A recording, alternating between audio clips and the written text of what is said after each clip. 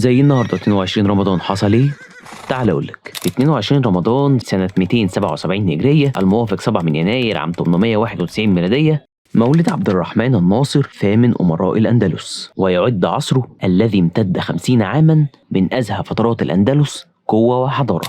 في 22 من شهر رمضان عام 1182 خان القرم التابع للدولة العثمانية يقوم بهجوم شتوي مفاجئ على أوكرانيا ويأسر الآلاف أثناء الحرب الروسية العثمانية. وفي 22 من شهر رمضان عام 8 هجرية الموافق 12 يناير عام 630 ميلادية وقوع غزوة الطائف بين 12,000 من قوات المسلمين بقيادة النبي محمد صلى الله عليه وسلم وقبيلة ثقيف وبعض الفارين من هوزان، وهدفت الغزوة إلى فتح الطائف والقضاء على قوات ثقيف وهوزان الهاربة من غزوة حنين.